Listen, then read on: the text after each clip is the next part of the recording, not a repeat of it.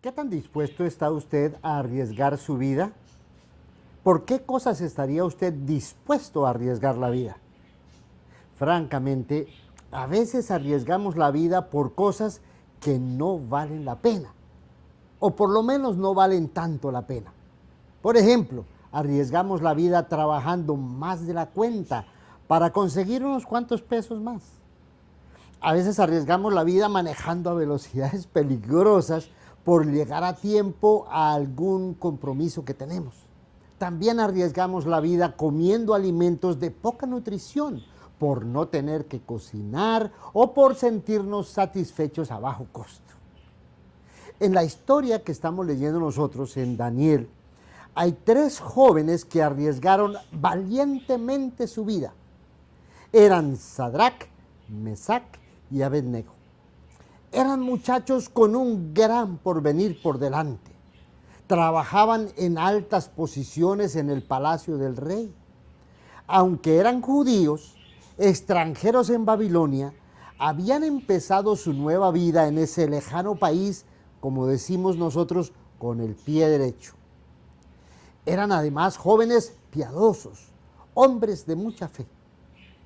La historia nos cuenta que Nabucodonosor había mandado construir una estatua enorme, grandísima, cubierta de oro, y había dado la orden de que el día de su inauguración todos debían postrarse ante la estatua, especialmente los altos funcionarios del gobierno. Cuando se llegó el día, en medio de una ostentosa interpretación musical por parte de la fabulosa orquesta del palacio, todo el mundo se postró y adoraron la imagen que el rey había mandado construir. Todos menos Sadrac, Mesac y Abednego.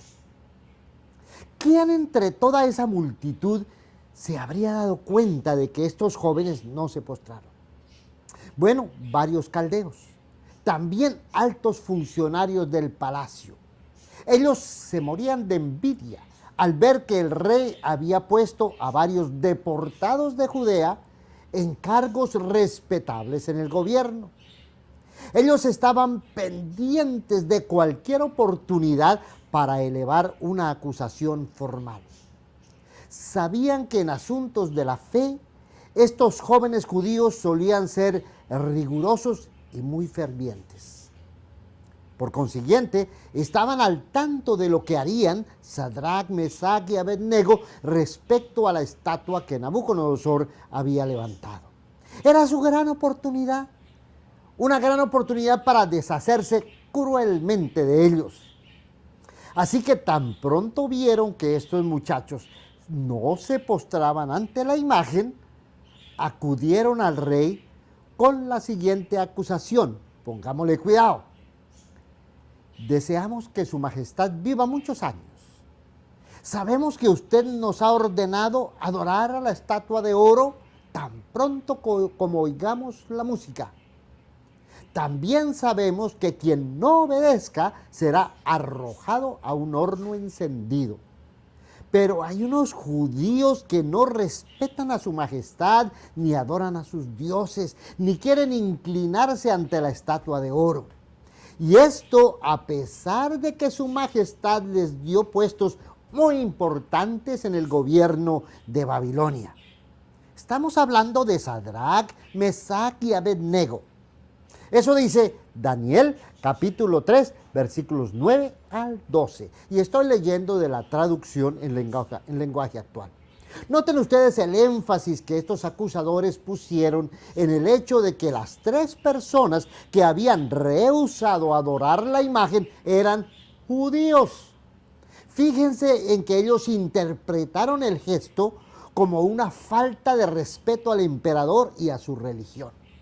Además, morbosamente insistieron en que la pena por desobedecer era ser lanzados al horno de fuego.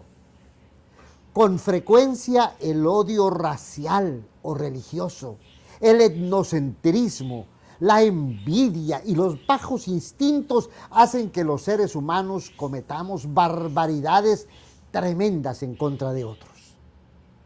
¿Qué hizo Nabucodonosor? ante semejante acusación tan severa? Bueno, leamos los versículos 13 al 15. Al oír esto, el rey Nabucodonosor se enojó muchísimo y mandó que le llevaran a estos 3 jóvenes judíos. Cuando ellos se presentaron ante el rey, él les preguntó: he sabido que ustedes no adoran a mis dioses ni quieren inclinarse ante la estatua de oro. ¿Es esto cierto? Voy a darles una oportunidad. Si al escuchar la música se inclinan y adoran la estatua, no les haré nada. Pero si no adoran la estatua, ordenaré que de inmediato los echen al horno. Y ya verán que no habrá Dios que pueda salvarlos. Era obvio que el rey se iba a poner furioso. Era un gobernante déspota, acostumbrado a que todos le rindieran pleitesía. Su idea de gobierno era imponer por la fuerza su voluntad sin miramientos. Se había hecho grande con guerra y violencia, y había sembrado ya el dolor y la muerte en varias partes de su inmenso imperio. ¿Qué importaba sacrificar otros 3 muchachos en aras de aumentar su poder y sus sentimientos de grandeza? Sadrac, Mesac y Abed-Nego eran jóvenes allegados a su gobierno. Él los conocía personalmente y valoraba los aportes que podían hacer a su mandato. Por eso les dio una segunda oportunidad. Pero bajo ninguna circunstancia Nabucodonosor iba a permitir que desobedecieran sus órdenes impunemente. Y ya verán que no habrá Dios que pueda salvarlos, les dijo. Otras versiones formulan una pregunta: ¿y qué Dios será el que los libre de mis manos? Sea pregunta o sea exclamación, el sentido es exactamente el mismo. Nabucodonosor se siente por encima de cualquier Dios. Basándose en su propia experiencia religiosa y política, él sabe que la maquinaria de su imperio es más fuerte que todas las convicciones y supersticiones religiosas de sus pueblos. Está plenamente convencido de que va a lograr sus caprichos malévolos sin que ningún Dios se lo pueda impedir. La respuesta de estos muchachos es asombrosa. Leámosla en los versos 16 y 18. Sadrac, Mesac y Abed-Nego le respondieron: Su Majestad, eso no es algo que nos preocupe.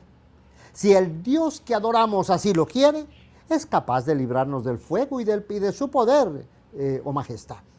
Pero aún, si no quisiera hacerlo, nosotros no pensamos adorar esta estatua de oro. Otras versiones dicen: no necesitamos darle una respuesta a este asunto. En otras palabras, el asunto ya está decidido. No hay que pensarlo mucho.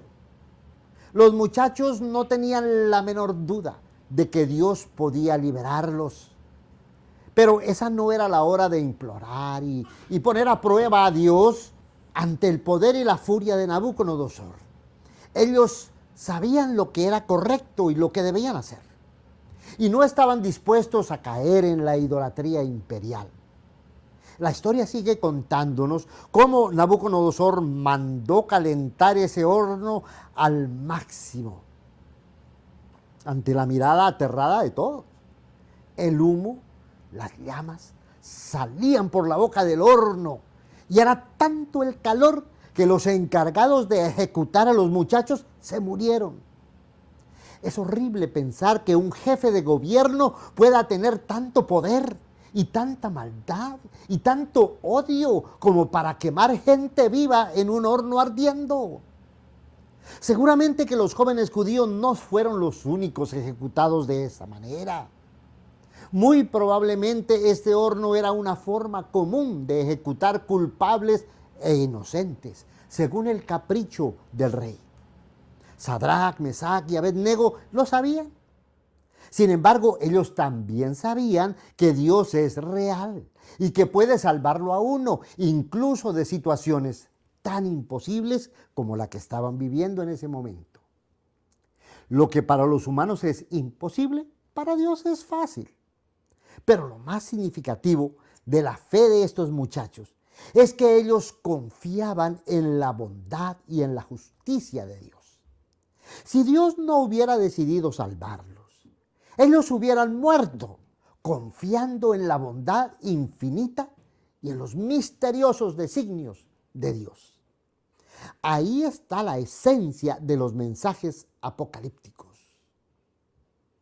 En aquellos momentos oscuros de la vida, cuando todas las cosas a nuestro alrededor parecen contradictorias, absurdas, entonces el velo de la revelación se corre, invitándonos a ver el plan de Dios desde la perspectiva del cielo.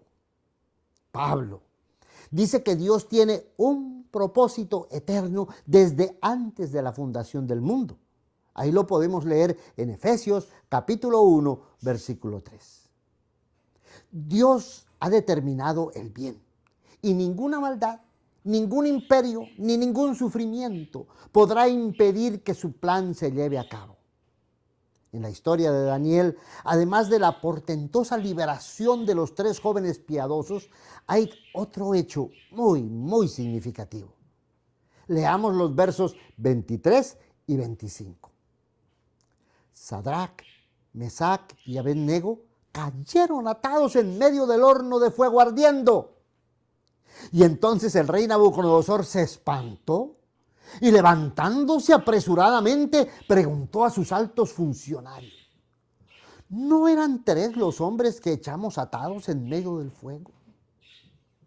Y ellos le dijeron: así es, oh rey.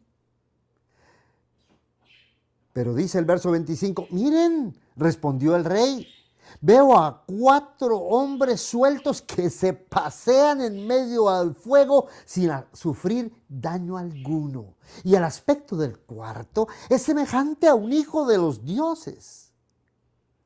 Sadrac, Mesac y Abednego cayeron en el horno ardiendo, pero no estaban solos. El Señor los acompañaba. De igual manera, al morir Cristo en la cruz, Él se convirtió en nuestro compañero de dolor y en el signo de nuestra victoria sobre el mal. Por esa razón, más tarde, cuando Juan escribió el Apocalipsis, el único que podía revelar y dirigir a los hombres por los enigmas de la historia llena de horrores, tragedias y terribles sufrimientos, es en esa rica simbología apocalíptica un león que tiene la apariencia de un cordero inmolado. Apocalipsis capítulo 5, versículos 5 al 6. Es decir, es aquel que desde la desafortunada caída de Adán y Eva nos ha acompañado y nos invita a participar en su glorioso propósito de bondad. La decisión es nuestra, es tu decisión. ¿Quieres unirte al propósito redentor del Creador? ¿O vas a decidir seguir los impulsos de tu propio corazón inclinado al egoísmo? ¿Qué decides? Muchas gracias por haber visto este video. Si lo estás viendo por YouTube, pues suscríbete, dale un like, compártalo. Compártelo para que otras personas se contagien de esa fe de estos 3 jóvenes judíos.